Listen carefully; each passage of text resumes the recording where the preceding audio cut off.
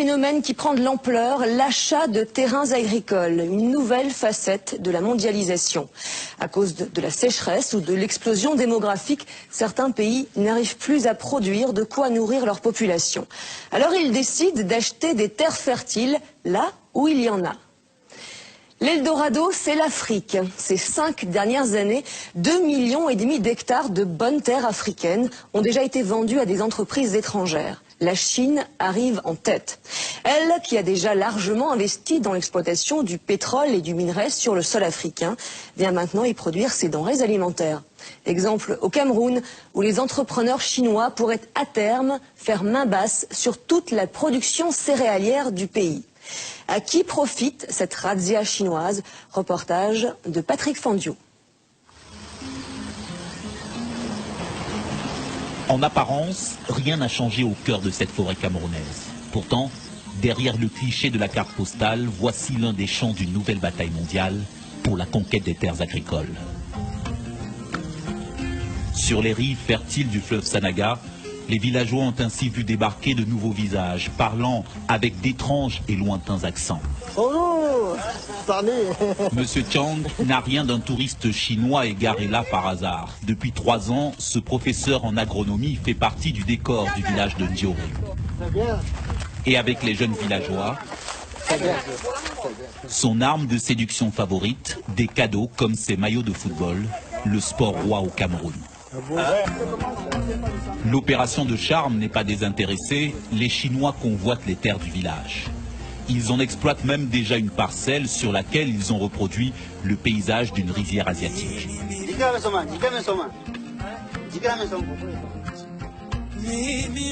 Du haut de son poste de contrôle, M. Li, le nouveau contremaître, il surveille ses ouvriers camerounais qui préparent la future récolte de riz.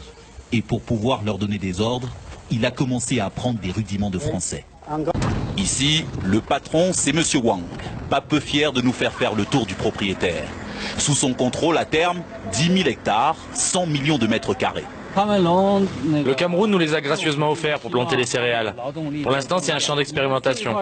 On teste 200 variétés de riz pour avoir les meilleures semences.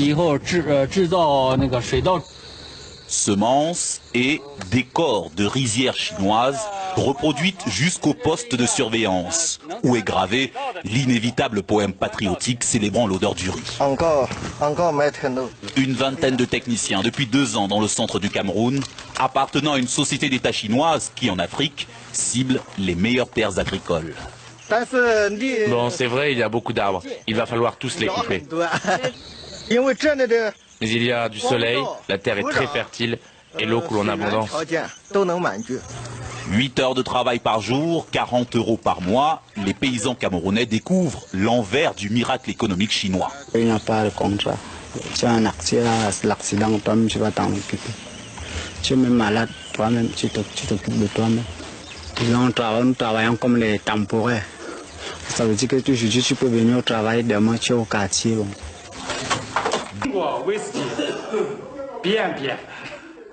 Ce whisky chinois à base de riz sera bientôt made in Cameroun. Le patron d'ICO, comme beaucoup d'autres en Chine, encourage les ouvriers agricoles comme lui à émigrer vers les pays africains. Au Cameroun, comme ailleurs sur le continent, la Chine cherche à compenser la disparition de ses propres surfaces agricoles, à occuper ses millions de paysans sans terre, à maîtriser à terme sa sécurité alimentaire. Déjà une dizaine de centres pilotes dans les pays africains. Et sur le terrain, les ouvriers camerounais multiplient les plaintes. Celui-là en a assez d'aller au champ avec ce qui reste de ses chaussures de ville. Ça, c'est les chaussures de la maison. Et vous travaillez avec? Normalement. Le professeur Chang lui rappelle que les bottes ne sont distribuées qu'une fois par an à la saison des pluies. Les bottes, c'est un an, une fois. Nous, actuellement, là, nous travaillons pour eux. Ils doivent vraiment, normalement, nous habiller. Et normalement, nous mettre au moins un peu à l'aise. Et le paiement, même aussi, médiocre. Nous supportons seulement les 1000 francs de la journée. L'évocation du salaire de l'employé, 1000 francs CFA, 1,5 € par jour, met brutalement fin à la rencontre. Une main-d'œuvre bon marché que les Chinois recrutent parmi les jeunes paysans du village. Des paysans qui n'ont pas été associés à l'arrivée des nouveaux maîtres sur leurs terres. Pourquoi hein? On n'a pas de contrat de travail. On n'a pas de contrat. Puisque le contrat est verbal. On n'a pas eu un contrat par écrit. Avant, ces paysans pratiquaient de la culture de subsistance sur les terres que convoitent aujourd'hui les Chinois du groupe ICO. Des terres qu'ils ont dû quitter précipitamment. Un mois avant, ils sont venus nous signaler que bon, les Chinois vont venir s'installer là. Bon, ils sont arrivés. Alors ils ont demandé à tout le monde d'arracher les maniocs. Même si ce n'est pas maturité. Ils ont donné au trop 2 semaines là. Ils ont commencé à cultiver. Ils ont commencé à battre les palmiers, à défricher les champs de manioc, tout ça. Ils demandent même aux habitants de quitter. Les Chinois? Les Chinois, que c'est leur terrain. Et c'est normal. C'est pas normal. Ils disent que c'est leur terrain. Ils doivent cultiver, construire, quoi, on ne sait pas. Personne à Ndioré ne connaît d'ailleurs les termes de l'accord que le groupe chinois négocie avec le Cameroun. Même confidentialité sur un autre projet du groupe ICO, le rachat de cette usine abandonnée, spécialisée dans le décortiquage du riz. Pour l'acquérir, les Chinois ont pris contact avec Louis Kenze, un ex-employé devenu la mémoire vivante de ce bâtiment fantôme. Les lampes, il n'y a plus rien de tuyaux, les cornières, les restes de semences qui étaient... Il sait que si les Chinois reprennent l'usine, ils auront à terme le contrôle d'une bonne partie de la chaîne de production céréalière du Cameroun. Ce qui l'inquiète le plus, c'est l'arrivée d'une main-d'œuvre chinoise que la rumeur évalue à plusieurs milliers d'hommes. On nous apprend que si jamais il y a à recruter 3000 personnes, eux seuls fournissent 2000. Ce n'est pas acceptable, parce que nous aussi, on ne peut pas accepter qu'on soit inondé de Chinois ici, alors qu'on a des gars qui sont au quartier. Allô, monsieur Wang? Moi, français un peu, je ne comprends pas. Tu ne comprends pas français? Oui. Mais oui, l'interprète... Même s'il craint une invasion de travailleurs chinois, au téléphone, M. Kenze se laisse amadouer par les repreneurs du groupe ICO. Hein? Demain matin, moi, téléphone-toi. Oui, tu vas m'appeler demain matin, hein? Oui. Ok, bonne journée. Ok. Oui, salut moi, monsieur Wang, hein? Oui. Oui. Ok. Finalement, au lieu de voir son usine décrépir, il préfère encore qu'elle soit rachetée par les Chinois qui l'ont couvé ces derniers mois de petites attentions. C'est le cadeau que la dernière mission chinoise m'a remis. Et il me dit, il voulait donc montrer que nous sommes ensemble et qu'ils étaient intéressés par le travail le travail abattu. Ils étaient prêts à acheter des cartes si j'acceptais les vendre.